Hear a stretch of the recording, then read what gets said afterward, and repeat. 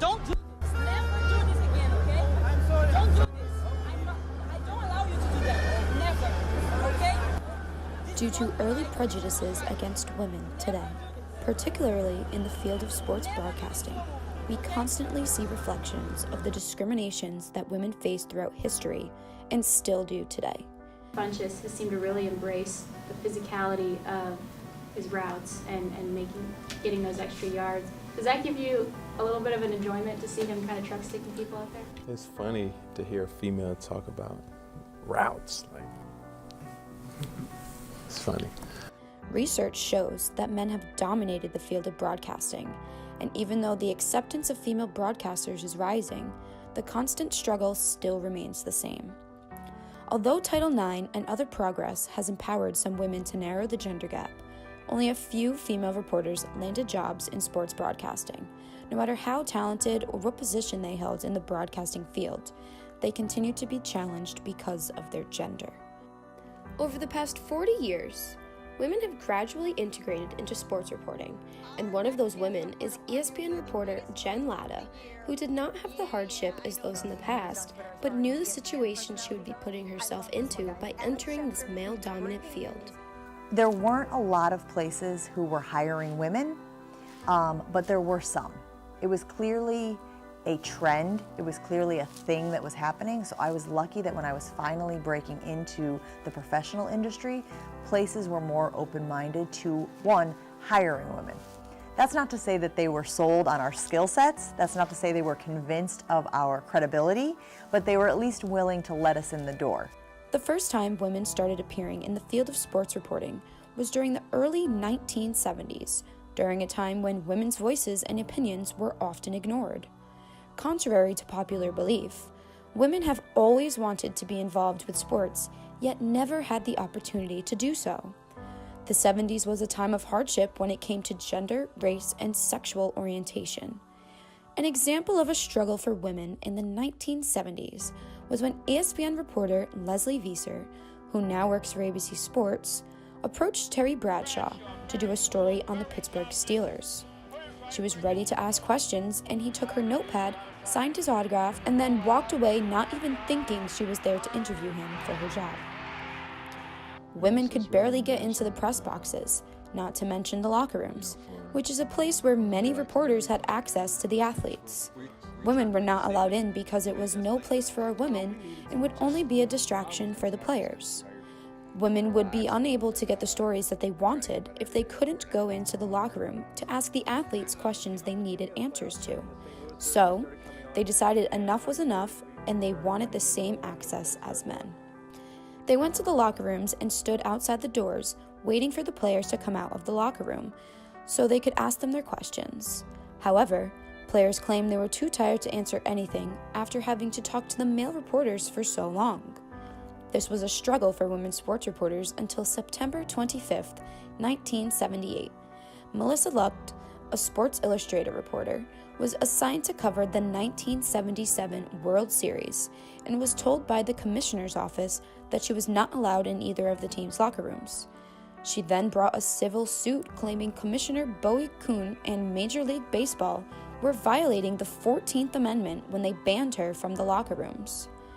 This resulted in the New York Yankees no longer being able to enforce the MLB policy that banned all female reporters from locker rooms. This was the first time that women in the sports reporting field felt like they finally had a voice. People believe that while opportunities for women in sports media were better than ever, female journalists often did not feel accepted and were not taken as seriously as their male coworkers. I got several interviews early on, but it was such a small percentage compared to the places I had sent my resume to. I got an interview out in California, and I got an interview in Rockford, Illinois. And the interview in California, as I've gone on the record to say, was awful.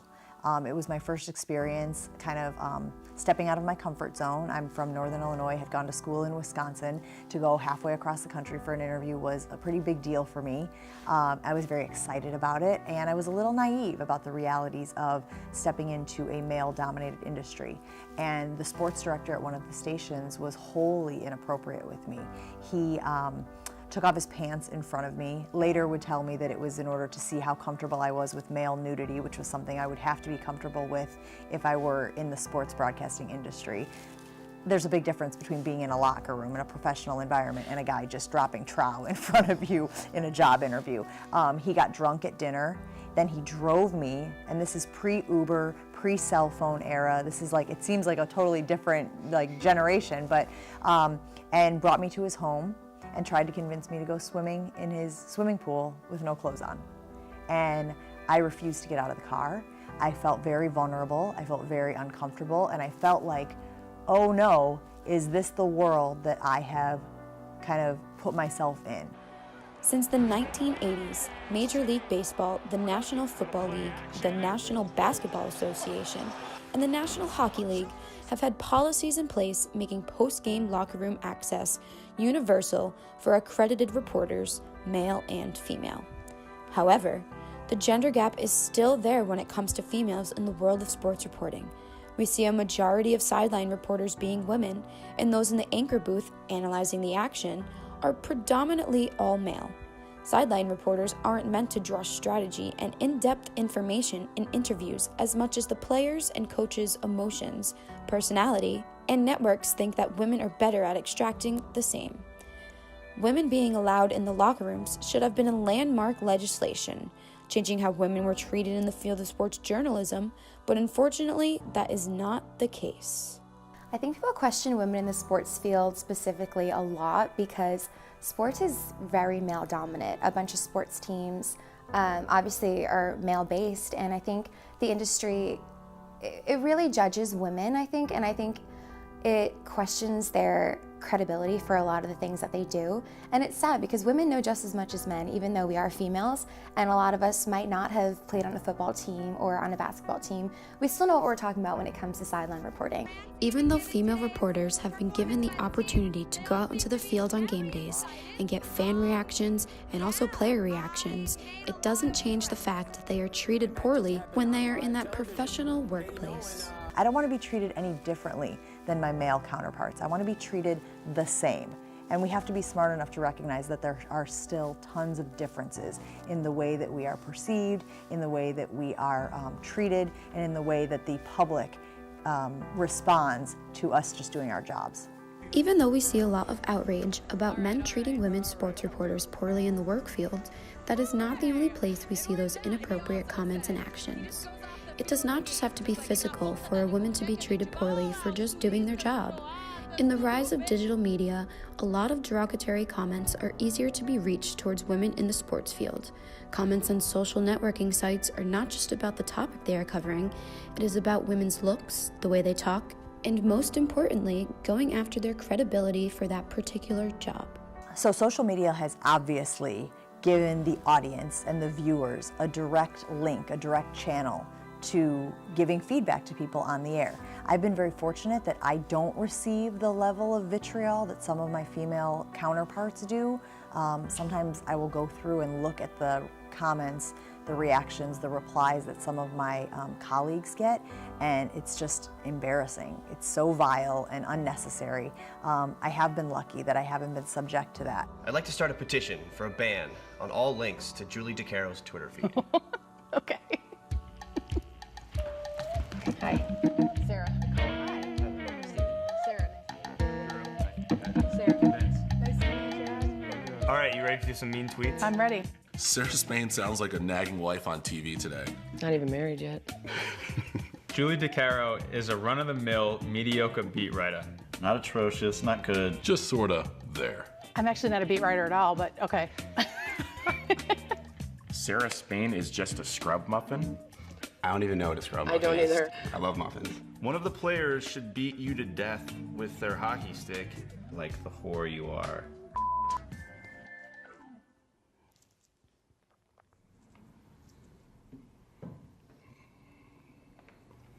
I'm just reading this. Okay. Just read the tweets, man. There's some mean tweets. This dumb. There's a lot of C word. There's a lot of C words, yeah. Yeah. I hope your dog gets hit by a car, you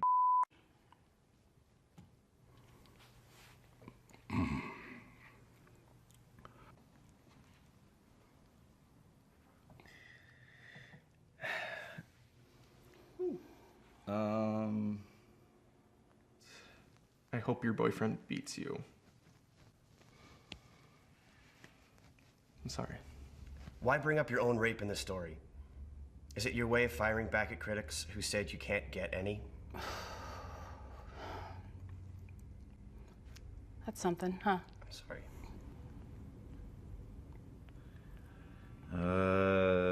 Okay. So I have to read all of them, right? Because, I mean, I don't... Read them, I guess. I hope you get raped again. Oh.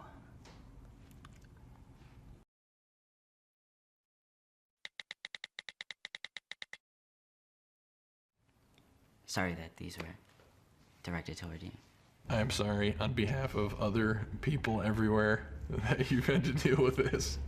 I feel like I need to apologize to my mother, but that's a whole nother story.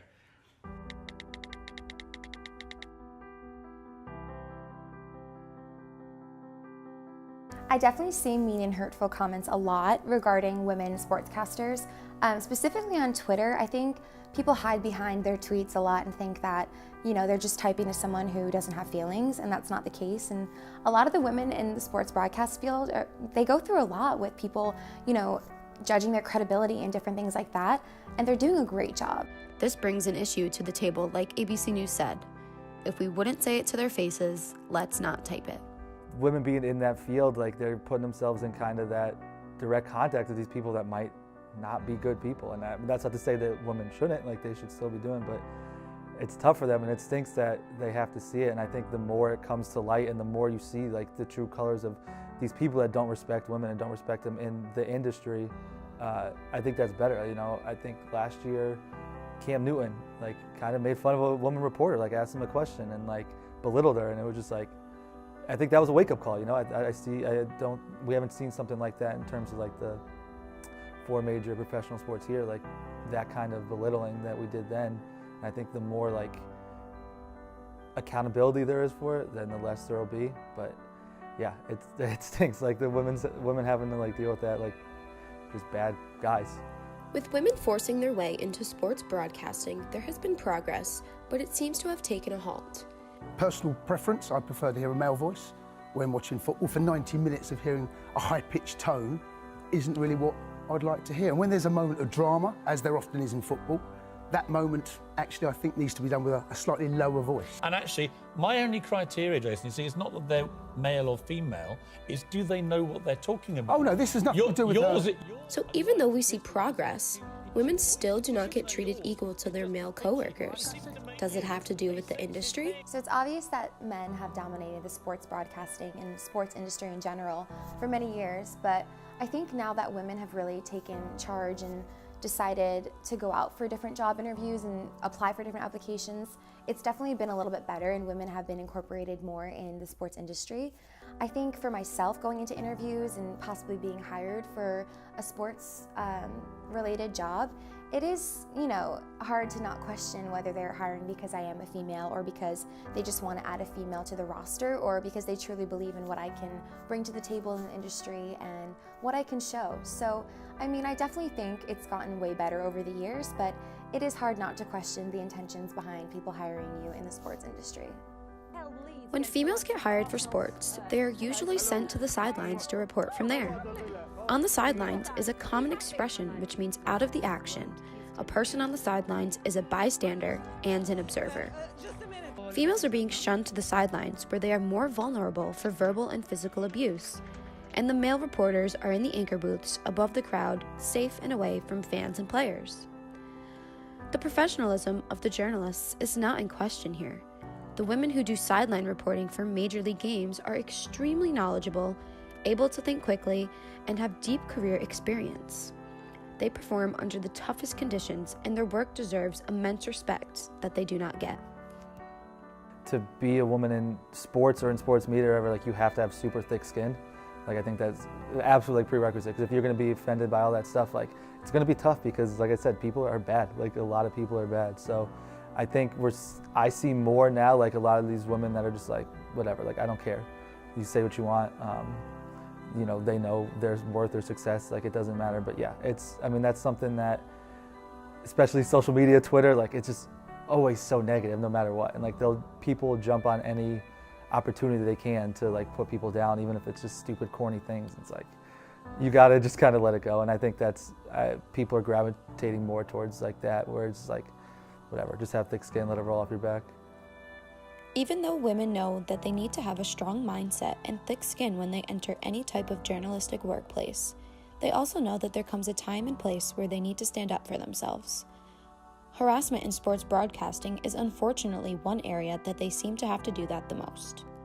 So I flew back home and did not get that job, and I let the news director know immediately via email, I think it was a week later, that this had happened, that all of, detailing the night and saying, this is not an attempt at infamy, this is not me trying to get famous or even leverage this for some type of payday. This is to inform you that this person is a liability to the credibility of your company, and you should be aware of the things that took place.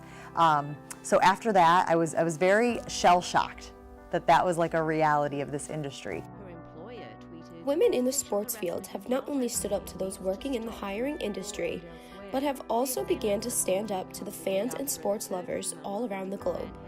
Brazilian sports reporters have created a Let Her Work campaign after the 2018 World Cup got out of hand, explaining how they are sexually harassed in their workplace. What they are talking about is not in an office, but out in the field. When they are interviewing athletes, oftentimes men will kiss, grope, or spit on them during a live broadcast. According to the BBC, a total of 52 female sports journalists are part of the campaign, with many describing how men go further than in-person harassment and continue to send abusive messages online, including rape threats. With all of the disrespect towards women sports journalists, does that turn females away from the subject to study while they are in school? I was surprised actually with how many females there were in sports broadcasting. I have 2 classes. They're both 12 students, so one of them's 7 males, 5 females. The other one I think is 8 and 4. So again, it's more male heavy, but it's more than I thought. And when I was in the master's program here, there was a lot of females in my program, which was sports communication and media. So that was probably closer to 50-50. Even though there are more males registered in sports classes, there are certainly still women trying to break into the field, despite all of the negative comments towards their gender in the field. I think women definitely one day will be equal to their male coworkers, if not sooner than later, because women are really taking charge lately and really showing and proving to men and people in the field, sports specifically, that they can do it. And we are great at what we do. No matter what your gender is, you can broadcast. It shouldn't be one side is better than the other. It's something very neutral, and sports is for everyone, so everyone can broadcast for it. So hopefully one day, women sports reporters will not have to deal with this harassment on the internet, but most importantly, out in the field.